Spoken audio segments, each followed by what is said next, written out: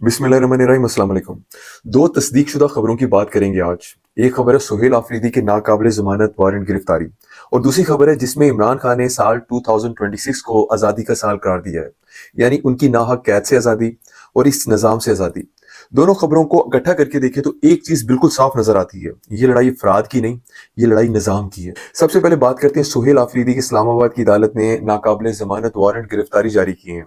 अदालत इसकी वजह यह बताती है कि एक केस में बार बार बुलाए जाने के बावजूद वो अदालत में पेश नहीं होते रहे। ये केस पीका एक्ट के तहत, जिसमें इल्ज़ाम है कि रियासती इदारों के खिलाफ उन्होंने बड़ा कोई गुमराह कुन प्रोपेगेंडा किया है, और इस प्रोपेगेंडा के ऊपर अदालत पे हाजिर ना होने की वजह से उनके वारंट गिरफ्तारी, नाकाबिले ज़मानत वारंट गिरफ्तारी जारी हुए हैं। अब यहाँ एक सादा सा सवाल बनता है इस वारंट गिरफ्तारी की टाइमिंग पर।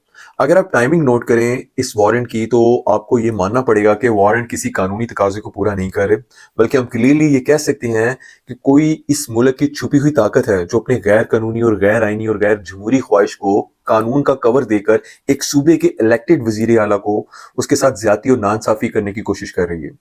जब सुहेल आफरीदी पंजाब का कामयाब पावर शो करके निकले, जब लोग सड़कों पर निकलकर बता चुके हैं कि असल ताकत कहाँ है, और अब वो सिंध में भी अवाम से मिलने जा रहे हैं, वहां पे भी पब्लिक को मोबिलाइज करने के लिए अपना विजिट प्लान कर रहे हैं, इसी लम्हे अदालत से वारंट निकल कर आते हैं, वो भी नाकाबिले जमानत। ये इत्तफाक नहीं बल्कि एक सोची समझी चाल लगती है। एक इलेक्टेड वजीर आला को उसके जमहूरी हक से रोकने की भोंडी कोशिश, ताकि अवाम की आवाज को दबाया जा सके, पब्लिक मोबिलाइजेशन तोड़ी जाए, और ताकत का खौफ जो ऑलरेडी अवाम में बैठा हुआ है उसको सस्टेन रखा जा सके। अगर ये इंसाफ है तो फिर ये इंसाफ का तकाजा आप पहले भी पूरा कर सकते थे।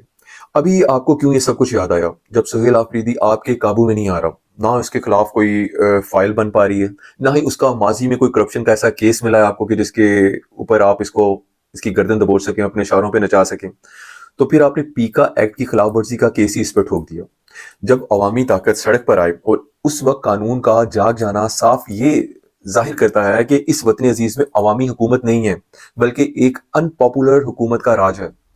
3 साल से जायद होने को आए हैं। इस मुल्क के स्याह सफेद के मालिक ये लोग अभी तक अवाम के दिलों में घर नहीं कर सके, उनको कन्विंस नहीं कर सके, उनके बीच में अपने नैरेटिव की जड़ें नहीं मजबूत कर सके।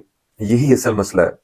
एक तरफ मुल्क में ऐसे ताकतवर लोग मौजूद हैं जो जी भर के मुल्क का कानून तोड़ते हैं, आइन की धज्जियां उड़ाते हैं, अपनी ताकत के नशे में मुल्क के वसाइल का नाजायज तरीन इस्तेमाल किया जाता है, हर अदारे को अपने जाती मुलाजम की तरह इस्तेमाल करते हैं। लेकिन हमारे मुल्क की तारीख गवाह है कि ना तो इनके खिलाफ कभी कोई वारंट निकले, और ना ही कभी कोई गिरफ्तारी अमल में आई। सजा तो बहुत दूर की बात है, उसको तो भूल ही जाएं आप।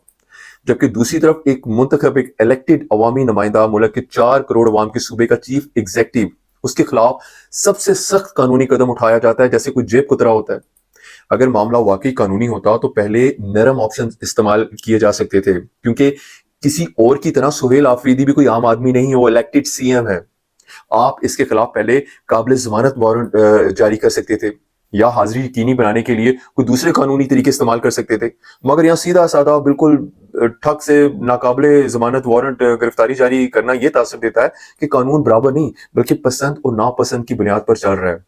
यही वजह है कि अवाम इसे इंसाफ नहीं बल्कि सियासी दबाव और अपने खौफ की एक और मिसाल बनाने की कोशिश समझ रहे हैं, जो एक आजाद और मुनसफाना अदालती निजाम के दावे पर एक बड़ा क्वेश्चन मार्क है।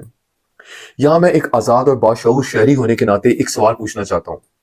अगर पीका एक्ट के तहत रियासती इदारों या अदालती निजाम पर सख्त तनकीद जुर्म समझी जाती है, तो ये काम मरियम नवाज 2017 और 2019 के दौरान बार बार करती रही हैं।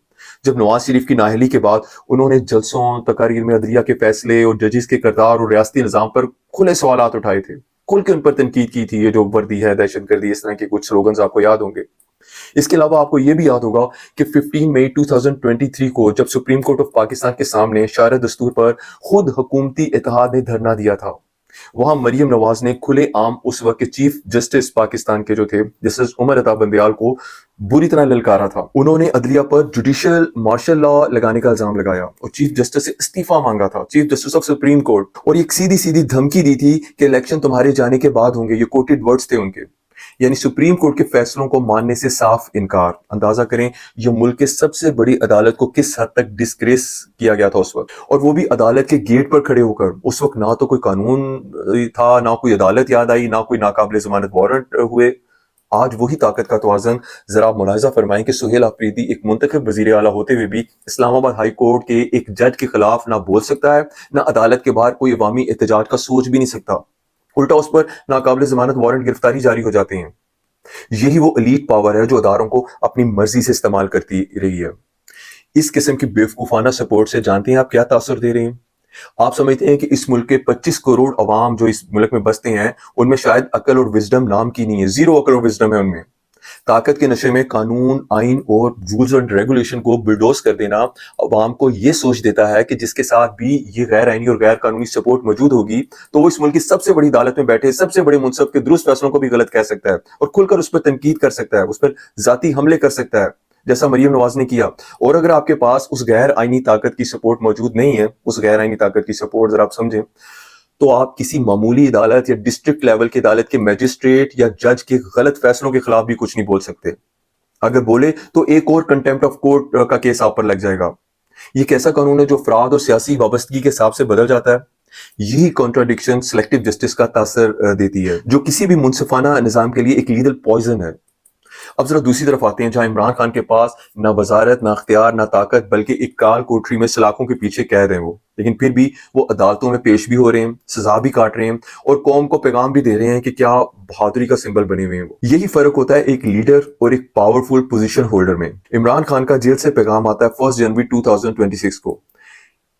پیغام بہت سیدھا تھا، بغیر کسی کنفیوژن کے انہوں نے کہا کہ جیسے وہ ہمیشہ کہتے ہیں کہ خوف کے بت توڑ دو اور جنوری کے دوسرے ہفتے میں ایک نئی احتجاجی تحریک کے لیے تیار ہو جاؤ۔ پی ٹی آئی کے تمام ورکرز اس بار اس کو کوئی جذباتی نعرہ نہ سمجھیں، یہ ایک واضح پولیٹیکل ڈائریکشن تھی ان کے لیڈر جو ناحق قید ہیں جیل میں ان کی طرف سے۔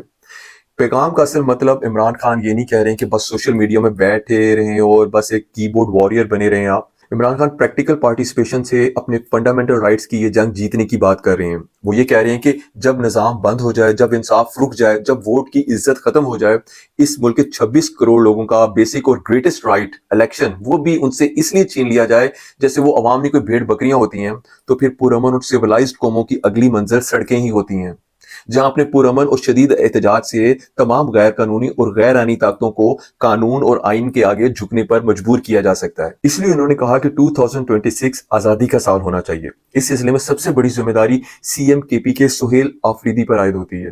سہیل آفریدی برسوں تک عمران خان کے نام پر سیاست کرتے رہے ہیں۔ آج وقت آیا ہے کہ ثابت کیا جائے کہ وفاداری صرف تقریروں کی حد تک نہیں ہے، اس کی پریکٹیکل عمل اور ڈیمونسٹریشن سے بھی اس کو دکھانا پڑے گا۔ اب یہ وقت قانونی بحثوں یا دفاعی پوزیشن کا نہیں ہے، بلکہ عملی پولیٹیکل اسٹریٹجی کے تحت آپ کو ہر سٹیپ لینا پڑے گا اور قوم کو یہ چیزیں دکھانی پڑیں گی۔ اگر سہیل آفریدی واقعی اس جدوجہد کو سنجیدگی سے لیتے ہیں تو انہیں اپنی مخلصانہ قیادت، بہترین پلاننگ اور عوامی رابطے کے ذریعے اس تحریک کو کامیاب بنانے میں اپنا بھرپور، سمجھدار اور انرجیٹک کردار ادا کرنا ہوگا۔ ماضی میں جو کمزوری اور ہچکچاہٹ گنڈا پور کی طرف سے نظر آئی، اسے دہرانا اس تحریک کو ناقابل تلافی نقصان پہنچانے کے برابر ہوگا۔ اس بار قیادت کو 12 ضلعوں میں مٹرگشت کرنے کی بجائے بالکل کلیئر اور پرعزم انداز میں عوام کے ساتھ کھڑا دکھائی دینا چاہیے، کیونکہ وقت اب آزمائش کا ہے، کسی نئے تماشے یا ڈرامے کا نہیں۔ آخر میں یہی کہوں گا کہ یہ ویڈیو کسی فرد کے خلاف نہیں ہے، بلکہ اپنے وطن عزیز کے ریئل سٹیک ہولڈر ہونے کے ناطے، اس ملک کا ایک باوقار شہری ہونے کے ناطے اس نظام کے خلاف ایک سوال ہے۔ امید ہے یہ سوال آپ ایکسیپٹ کریں گے۔ انشاءاللہ آپ سے پھر بات ہوگی، تب تک کے لیے فی امان اللہ۔